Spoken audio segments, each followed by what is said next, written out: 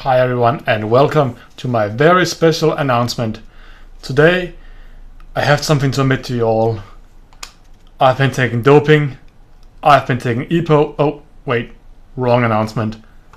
Actually it's a bit of a better announcement today. I'm excited to say that I'm starting a new team after selling Team Saxo Bank Tinkoff about 2 or 3 years ago now. I've decided to start a new team. It'll be called Team Velo Concept, and we'll have a lot of new young riders, especially Danish and Scandinavian riders on the team. We'll try slowly to get back up to the old level of Tinkoff and Saxo Bank, CSC, and so many of our other sponsors before. And I'm really excited to start all of this on a new journey again. I really hope you guys all will enjoy this, and let's have a look at some of the old riders from our team's past and see what we are striving to get here in the future. Here we go again, guys, back with more Pro Cycling Manager Season 2016. I'm using a 2017 database today. First time I'm using it. It's the most used one on the Steam workshop right now. I think it's the PCM Worlds database. It's not totally finished yet, but I've been looking at it for quite a while, and I've been wanting to record for like 2 or 3 weeks, and I couldn't wait anymore. I got a good idea for what I want to do, because this is the team I've been a fan of for my entire life, because it was the only Danish team. Danish myself, had a lot of Danish riders on it. So I'm trying to recreate this team here, and it's the Tinkoff team. It's no longer exists. It will no longer exist in the next, after New Year. It'll officially be over. The riders are already left pretty much, of course, because their contract, there's no more race to do for them, but I think they're actually still on contract for Tinkoff right now. But this team is soon to be gone. You can see all of the different team names that used to be called Team Home. Jack and Jones Home is what's it called? Place where you buy homes, pretty much. Real estate agency in Denmark. Jack and Jones is a clothing company, pretty well known. Memory Card, Jack and Jones, then CSC Tiscali, then Team CSC for a long time, CSC Saxo Bank, then just Saxo Bank, then SunGuard was there for 1 year, and then back to Saxo Bank, and then Tinkoff came in about summer 2012, and then Tinkoff was the main sponsor ahead of Saxo Bank, and then the last year only Bjarne Riis, who was the main owner of the team, sold the team to Oleg Tinkoff, and now the team is no longer existing. But yeah, they've been a really dominating team. I'm just going to show you some of the teams, so I'll be going through pretty much the team year after year, showing you. I know it's the Danish team, but it's the best, the Danish web Wikipedia, but it's just the best one to show it because it's the Danish team. It's pretty simple. So yeah, it was a really strong team for a lot of years. There's so many good teams. So let's go to this 1998 team, the first team. This was pretty much a continental team, but it had some really strong riders. Brian Holm today, known for being pretty much sports director on Ethics Quickstep, or whatever they're called today. But yeah, he was definitely one of the best riders. Came from Telecom, who just won 2 Tour de France in a row in 96, 97, of course, Bjarne Riis himself. And Ulrik the year after that. Skiby I'm pretty sure he won a stage in every Grand Tour. Yeah, 1 stage in 1 etape in Tour de France, 1 in Giuditella, and 3 in the Vuelta a España. So definitely one of the better riders in the 90s from Denmark. Just after probably Bjarne Riis and Rolf Sørensen. But yeah, that's probably the first team. Then 1999, we had not the big. Sandstød was there for a long time, so was Platoon. Some of the riders I remember from my youth, and also Max Trail. But you can see that it was slowly getting better and slowly getting more and more. 2002, big contract was I think Tristan Hoffmann here. There's no team, but you can see here that Tristan Hoffmann was there. That's pretty much it. 2001, no one as well, but I think this was the Jalabert year. Yeah, Laurent Jalabert came in this year, and they weren't this. Yeah, they weren't in. I think this was the first year when they went to Tour de France. Okay, they went to France in 2000. Yeah, they went in Tour de France 2000. So, but they didn't have any riders. They had no stage wins, and they only had 6 riders came to wins. But 2001, they got Laurent Jalabert, and I remember that I think he won the mountain jersey that year, and he won like 1 or 2 stages as well. This is the big breakthrough for the team. And after that, I think they signed Tyler Hamilton, Mikkel Rasmussen, who of course almost won later on, of course before being pulled out by Rabobank in 2007. And yeah, pretty big team. 2003, that was the last year of Tyler Hamilton, but that was the year I think they signed Ivan Basso. Yeah, 2004 they signed Ivan Basso. You can see the team now. It's been like 4 or 5 years since last time. As Larsen, of course, great rider. Bartoli, pretty old rider. At that point, he wasn't that great anymore. Ivan Basso, the big talent at that point, he was so young as well in 2004. I mean, not so young, but he was only 27 years old. That was just when he was starting challenging Armstrong and Ulrich for podium positions. Hoffman, Jörg Jakse, probably Bjørn Riis' worst enemy at a lot of points because he doesn't care anymore. He just says what he means. Julik, Mikkelsen, Perron, Peel, Carlos Sastre, of course, and then I think this was the first year that both Schleck brothers were on the team as well. Also Gusev, and of course they signed Jens Vogt I think a year or two before. But there's some great riders. I think 2005 was the first season with Cancellara, maybe. Nah, pretty much the same. Linus Skarderman was a big rider that year. He just kind of disappeared with all of the doping thing. David Zabriskie and Van der Velde this year as well. And yeah, strong team again this year. Still no Cancellara. I think it was 2006. I think he came straight in and won the Pré-Roubaix. Yeah, he came from 2005 from Fassa after the team went down. Carsten Coron. This was when I really started watching cycling, the year that Cancellara started for Team CSC, and I remember this year was so fun to watch. I really enjoyed it, and I think Frank Schleck won the Amstel Gold Race. I remember that so clear. That was the first time he ever did anything, and then a year or 2 years later, it was in 2007-2008 that Andy Schleck got second in the Giro d'Italia. That's a pretty remarkable 2007. Of course, 2006 was also the year with Puerto, where Basso got kicked out of the team. That was a really weird year as well. 2007 was the year that I was not really a Saxo Bank fan, was more of a Rabobank fan because Rasmussen almost won the Tour de France. Sadly enough for me, he did not because, well, yeah, we all know what happened, whereabouts and all that stuff. Not really much to say about that. Kolobnev joined that year from Russia. I think he got like 2 or 3 second place finishes in the World Championship and so many things, but he just disappeared after that. After the last 4 or 5 years, I haven't seen much of him anyway. 2008 was the final year of CSC. CSC is my favorite team ever. After I didn't enjoy it that much when the team changed to Saxo Bank. I just felt like it wasn't the same anymore. But they had Mathieu Brechel. This was his probably best seasons around that point. He didn't become that great after that. And yeah, what else? Bradley McGee came. Erik Larsen won the silver in the Olympics that year, I think. But that was pretty weird team. So many strong riders, but they won the Tour de France that year, of course. They dominated the competition that year. They had team competition, the white jersey. I think Frank Schleck was third as well after Sastre in first. And I mean, Frank Schleck could have won it if Sastre hadn't attacked solo on WS. And then 2009, I think that's the Saxo Bank year. And yeah, that pretty much the start of the battle between, you can see the new riders here, Fuglsang, Mørkøv. That was the first year of Andy Schleck as the leader of the team versus Contador. I remember there was Frank Schleck, Andy Schleck and Contador that year, and pretty much the same in 2010.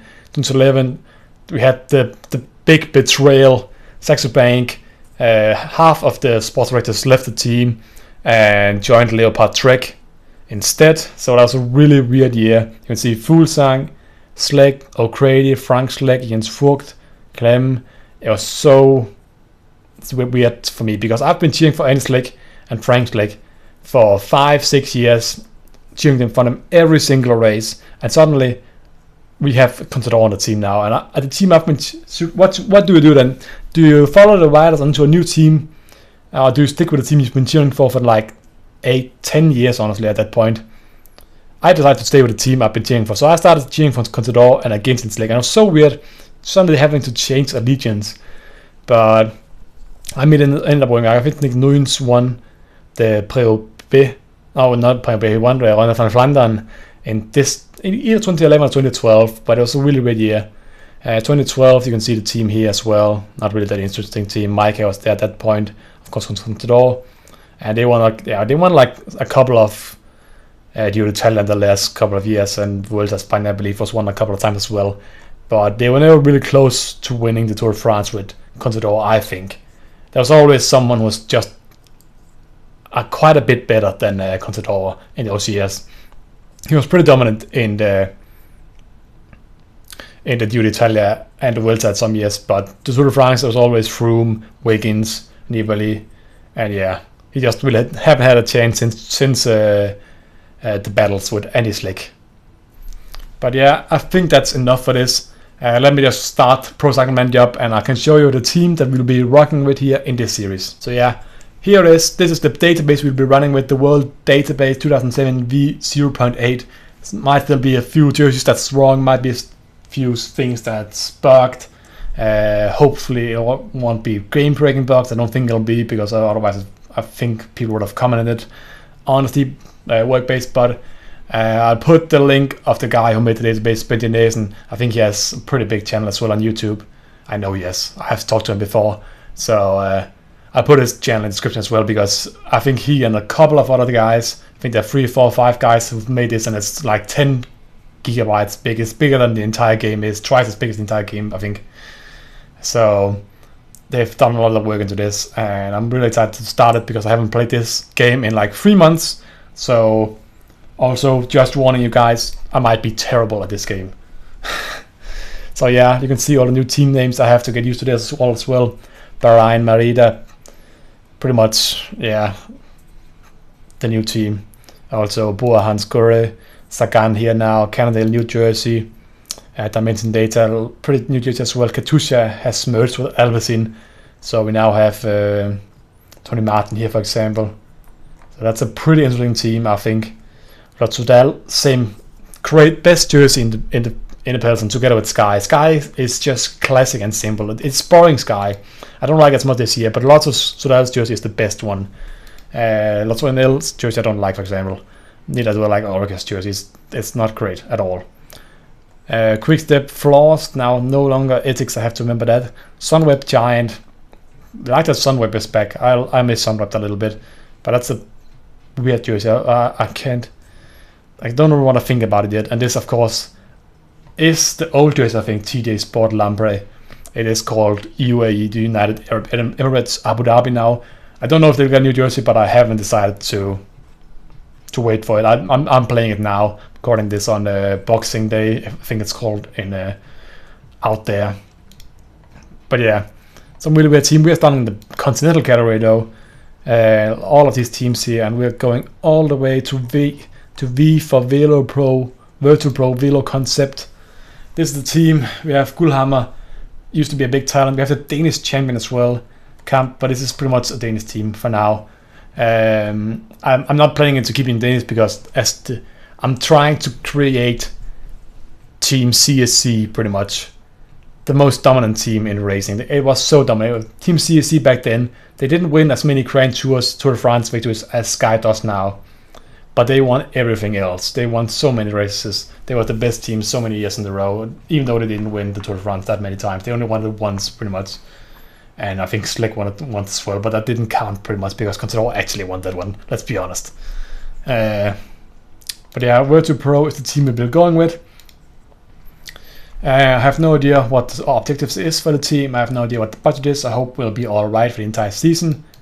Sponsor-wise, we have top 10 stage wins. Stage wins are going to be hard, but top 10 results should be pretty easy for us. Hopefully that'll not be a problem. We will get the Danish national team as well. That shouldn't be a surprise to anyone here. You see budget, we almost don't pay any salary at all. So I'm not going to go in the youth camp. I'm just going to concentrate on under 23 mostly, and maybe there'll be some cheap riders we can sign in July here.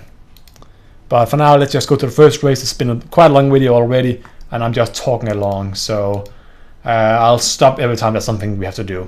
Okay, we're finally here. It's been taking 2 months before our first race of the entire season, so we are quite a bit behind in every standings right now. Let me just results, standings. Yeah, we haven't done anything yet, of course.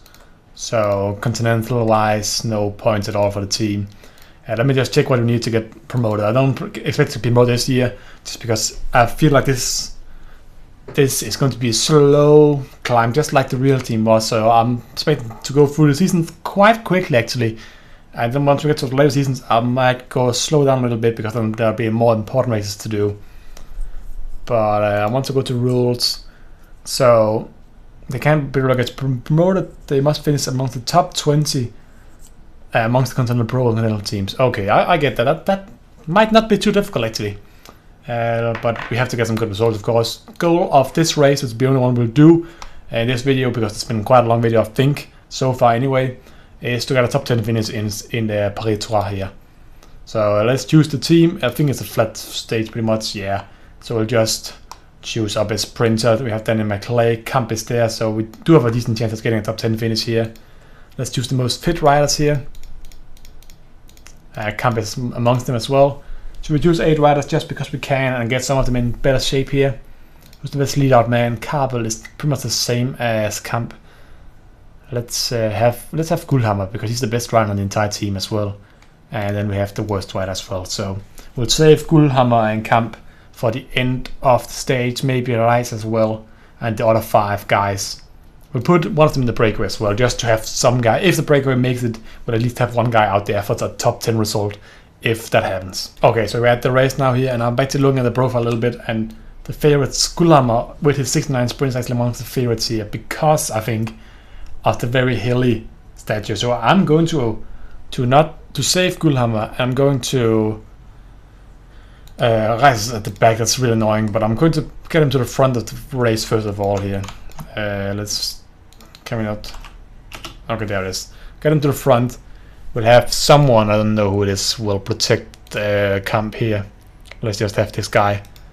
And Ravik can protect Gullhammer here. And that's pretty much it. The rest can just get water sometimes, I think. And I think that'll be fine. So let's have Rice. I clicked the energy button. You can kind of tell it's been a while since I've played this game, can you? Can you not tell that? So there's the attacks. Only just at the front now. And 5 more riders attack here. I've been playing a lot of Motorsport Manager, of course, lately. I don't know if I'll continue that series because I'm kind of like I'm kind of getting bankrupt almost in that series, so I don't really know about it. So we'll continue the attack here because otherwise we're not getting up to the front. 6 riders up front here. So let's see if we can get up to them here. Kelly and Tudal here. Oh, they just got away. So let's see. It's Kofidis' mate here working for Van Ginneken. Of course, him and probably Daniel McClay are the 2 big guys here, really trying to catch up. Can we just get up here? Come on, Rice. Okay, I got up. That's good. I'm hoping that they catch the 2 drivers behind, the 2 riders here behind me, Tudal and Kelly, and then they stop working. But it seems like they might get up to us before, and that might mean that this breakaway is dead.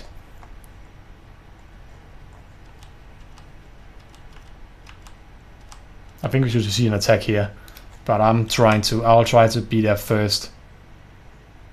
So all the way to the left here, at the attack, I have few other riders behind me. Tudal again, Dennis. But of course I used quite a lot of energy trying to get away the first time here.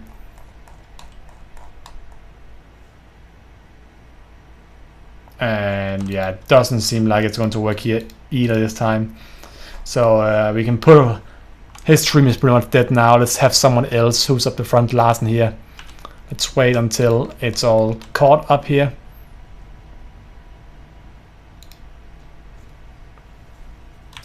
Oh, and he moves on the left here behind Kaneki here. There's still one guy up in front. It's Carvalho from Portugal, I believe. Yeah, Portugal. But he's using a lot of energy now. He must be so tired as well. Larsen is done here. Start trying to work a little bit slowly with him here. But it's going really fast right here now. There's like 8, 9, 10 riders up in front. There's 2 riders here. Okay, we are in the front group now with Larsen. That's good. I think the breakaway is officially away now. So you can relax a little bit. It'll be a 9-man breakaway. So top 10 is not guaranteed, but it's looking pretty good now. We have the old Jet Energy team, and we have Kofidis. Are they still on Jet Energy? Yeah, they are Jet Energy, and this team is Delco Marseille, of course. Should know that. Still need to get a little bit into new team names here. That's quite a lot to look up next for the season, of course. All the new transfers as well. So we'll slow down a little bit here, and let the other guys work more, because I don't think Larsen has that much of a chance against most of the guys up here. This should be better than him, almost all of them. Okay, so last 40 kilometers now. The breakaway is about to be caught here, so it's about time that Gullhammer makes his attack. Hopefully we can just get some water from here. So we'll send Molkestein down here, and we'll move Gullhammer up near the front here. Chanasong is probably one of the best riders to be behind. One of the strongest riders as well. Van Ginnington is here, McClay is here, Kamp is also here. Hazrai is here, second best after Gullhammer, and flat roads near him, so he should be alright. Shape -1, not the best of course, but I think he'll be fine either way. So it's pretty much the second to last hill here off the stage here. Next one is where Gullhammer will have to make his move here. He has Rabeck to lead him up to the climb, and I'll go like 500 meters before the climb, so Rabeck can get him up to speed. So if he just hits them, he has to hit the climb at maximum speed. But yeah, the few, I mean, what's it called? Larsen just got dropped from the front group. I don't really care too much about that anyway. I don't consider any of the front drivers a danger for top 10 finish. I think they will be caught here. So we'll scope over to Kamp here and just tell him to. Now I'm controlling him instead of letting him control himself. So if anything happens now, it's my own fault. Or it's the game being glitchy and buggy. I can just blame it on that instead. But we have about 1:20 now. Up to the front 2 riders. Gap is staying pretty similar, but it is really Jet Energy kind of thing with like 7-8 men up forward here. It's Fortuneo, of course, for Jet Energy, Fortuneo, and Kofidis, which is pretty much as expected right now. Gap is going down slowly now as well. So, when do we make our move here? It's pretty much timed now. We got the water bottles as well delivered. That's one of the guys caught here up front, Tudal. Okay, he's actually falling back a bit now. Come on. Oh, on the right here. Now Rabeck needs to get ahead of him here just to provide a little bit of cover. Rabeck almost can't keep up. Anyway. Okay, so Gullhammer is moving here. 90%. Have Mate here behind me as well. Closing the gap, strong hill rider, but let's see Van Ginnington and McClay. Where are they at? Where is McClay at? McClay should be all the way near the front, honestly. Okay, he's over there. He's actually pretty far behind Van Ginnington as well. So let's see here. Kamp has to really fight now to stay in the front now. And that's Gullhammer over the top here. On the downhill now, Silva, Carvalho, and the guys here will try to follow him. Van Ginnington is here. Kamp will go on the wheel of Van Ginnington here. McClay is, I think, somewhere just behind, maybe. Let's find him. Okay, he is here. He's actually on the right instead.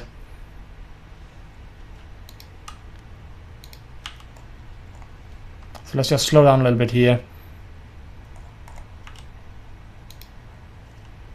Slow down. Take it easy here. Relax. Gain some of the energy back here for all of my riders here. For Claire. I can also use a little bit of the rest of energy here and put Kamp on Gullhammer and let Gullhammer lead out now, because I feel like the front group of drivers here are not that strong right here. Okay, we have an attack actually now. McClay is actually following as well. Oh, what do I do here? I just need top 10, but I'm kind of hoping I'm going on Gulhammer now instead.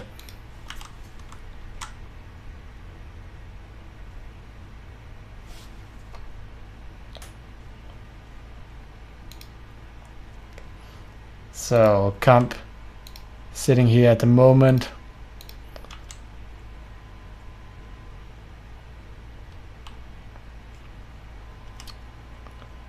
And I have to go here. I have to go here now.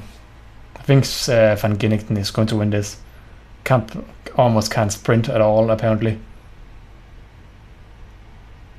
Wow, he's so slow. Oh my god, I'm not getting top 10 here. Please tell me we're getting top 10. That's 6 riders, 7, 8, and 9. Oh my god, we're going to get 11th. This is the worst start. Come on, keep rough here behind you. Oh my god, we're getting top 10. I can't believe we celebrated that. We should have gotten so much better. I thought we were going to win in a pretty good position. The front 4 riders, McClay and the 2 Cofidis riders, used the energy to attack. Meanwhile, Camp was just on the wheel of Gulhammer. So I thought that Camp was surely going to win that one. Maybe I started sprinting too late because it was like he had to use too much power to accelerate again. But I mean, 10th place, 18th place, Reis here, Rabeck here as well. Didn't do too bad, all in all. We got the sponsor thing done, so sponsor should be happy with us. And yeah, let's just take the results out.